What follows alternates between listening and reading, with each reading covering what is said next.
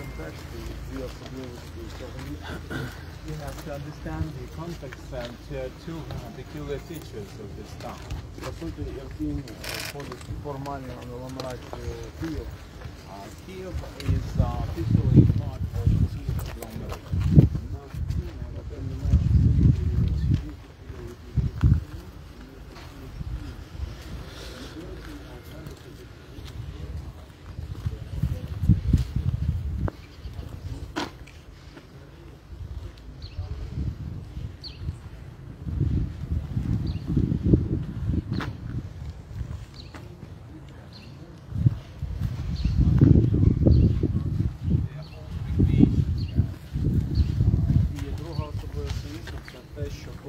Проживало більше 10 тисяч людей, які вже переїхали в 2014 році, втекли від війни на Донбасі, приїхали сюди і жили в Ірпіні.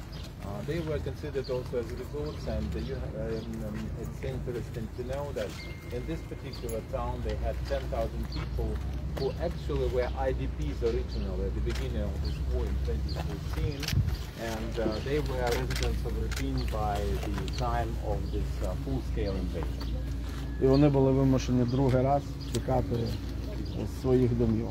So that was the second time within that very short period that when they had to abandon their homes. Ірпінь разом з місцевими мешканцями, разом з мером безпосередньо взяли на себе удар цієї війни і обороняли місто зі зброєю в руках. In Irpin, the defenders of this town were Mr. Mayor here and the territorial militia led by him personally. За це президент України дав Ірпіню статус міста-героя. Because of that, the president of Ukraine awarded this town with the status of hero town. Більш детально про те, як проходили тут бойові дії, розкаже сам мер, який безпосередньо приймав участь. Mr. Mayor will discuss the hostilities here because he was personally competent and Зараз знаходимося в той частині, де була лінія оборони нашого міста. Їх було 4. This was one of the defense lines for the protection of our town. We had 4 defense lines in total.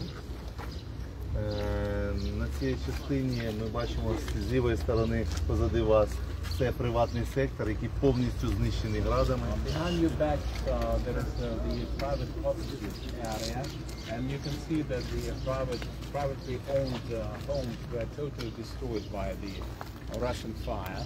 І багатоповерхові будинки, це приватні будинки, і міські, тут не було військових об'єктів, так само повністю знищені. The multi-storied buildings around this area were also residential. There are no military facilities in the vicinity, and you can see them totally destroyed.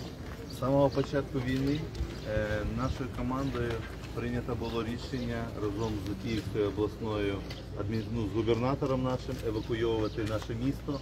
І в нас Ірпінь це 100-тисячний регіон, ми евакуювали 95% всього міста. So together with the governor here, we decided at the very beginning of the war to evacuate all the population. We had in total 100,000 people, so 95% of them were evacuated. Перші 3 дні ми вивозили людей потягом в Київ, але на 3-й день з літака розбомбили колії і потяг зійшов з реїв.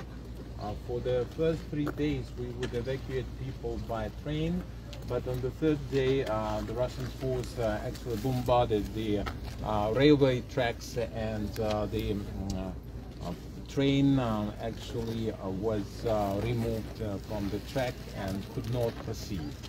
І потім потягом було неможливо вивозити, і ми вирішили вивозити всіх мешканців, виводили до мосту мікрорайону Романівка, а далі обласна військова адміністрація нам надала автобуси і вивозили в Київ автобусами. So we had to use some other routes.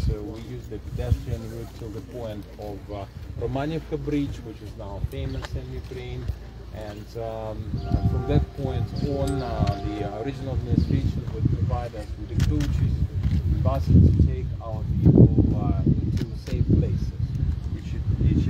зруйнований міст через маленький такий дерев'яний поміст, який ми зробили. Ми вивели 40 тисяч наших мешканців, величезну кількість людей. At the destroyed bridge, we made this temporary wooden crossing, and 40,000 people used that crossing to escape from the town. А вночі ми через цей самий міст, по цій самій дорозі, заводили військові підрозділи, завозили їжу, завозили ліки і боєприпаси.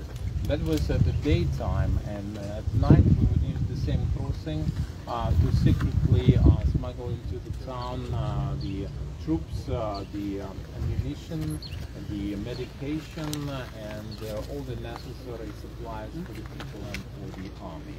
І це була дуже потужна спільна операція по евакуації людей, і слава Богу, нам це вдалося, і ми зберегли дуже багато життів. That was our joint operation for evacuation of the people together with the regional administration, and we were lucky enough and successful in evacuating many people and saving thousands of lives literally. І потім більше ніж місяць в Ірпіні, саме в Ірпіні, йшли дуже запеклі бої. 30% міста було захоплено, а 70% отримали Збройні Сили України. Then for a month we had very fierce, very active hostilities here, and 30% of the town was taken by the Russian force, but 70% were held by the defenders.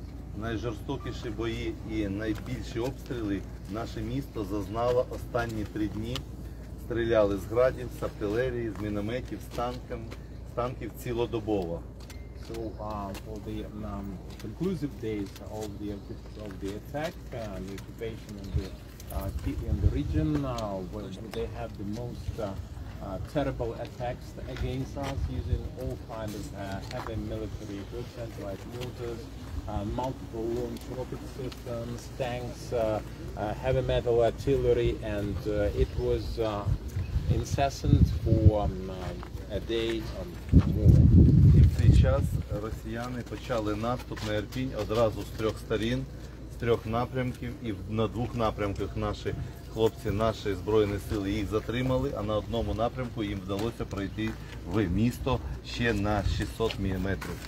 So there were 3 directions of attack from the Russian force, and 2 directions they were stopped by our forces, but in one they managed to proceed, and their progress was at 600 meters. І до них йшло підкріплення з Гостомеля, зі сторони Гостомеля, зі сторони Бучі, але наші Збройні Сили, наша артилерія повністю знищила їхнє підкріплення. So their reinforcement was on its way from Hostomel and Bucha, but our artillery managed to destroy these units, and they never came to rescue of the Russian invaders here. І тоді військовим керівництвом було прийнято рішення контратакувати на всіх 3 напрямків. І це була ризикована, але вдала операція. And then the military leadership decided to counterattack in all the 3 directions. That was a risky mission, but it was successfully accomplished. І як сказав наш губернатор, саме в ці дні наш президент Володимир Зеленський дав Ірпіню дуже поважний статус. Ірпінь – місто-герой, і це наших хлопців дуже емоційно зарядило. Those were the days when President Zelensky awarded our town, like Mr. Kulaba said previously, with the title of Hero Town.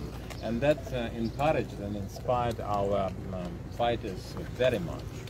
І далі наші військові звільнили Бучу, Ворзель, Гостомель і погнали їх далі до Білорусі. And then Bucha, Ворзель, Hostomel were all liberated, and they pushed back the Russian force